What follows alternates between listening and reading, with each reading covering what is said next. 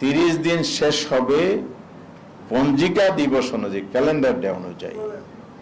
এর মধ্যে যদি সরকার সংবিধান পরিষদের অধিবেশন না ডাকে বা ডাকার ব্যবস্থা না করে, তাহলে আমরা 11 দল আজকের এই বৈঠকে শীর্ষ নেতৃত্বের সাথে পরামর্শ করে আজকে বৈঠক ডেকেছি।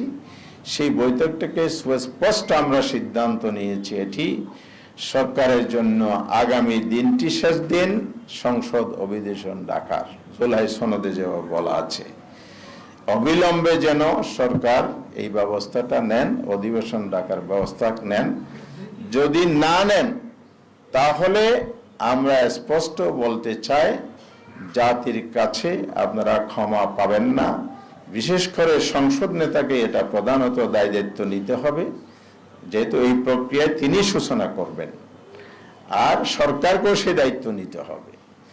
জনগণ সরকারের এই অবহেলা, অবজ্ঞা, জনমতকে উপেক্ষা করে চলা, জনগণকে অপমানিততার দায় যেমন নিতে হবে, আমরা দায়িত্বশীল বিরোধী দল হিসাবে এবারে আমাদের সংসদ সদস্যগণ অবশ্যই সংসদে ভূমিকা রাখবেন।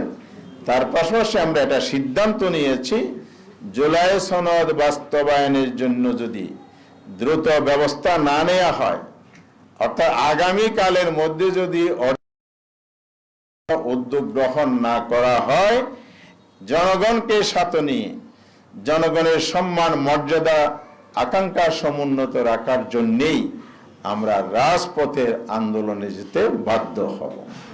এবং খুব সহসাই শীর্ষ নেতৃবৃন্দের বৈঠক দেখে আমরা সেই আন্দোলনের কর্মসূচি ঘোষণা করব এবং জনগণকে সম্পৃক্ত করে জনগণের দাবি, জনগণের ভোটাধিকার যে বাস্তবায়ন করতে হবে, সেই দাবিতে আমরা ঐক্যবদ্ধভাবে রাজপথে নামব ইনশাআল্লাহ।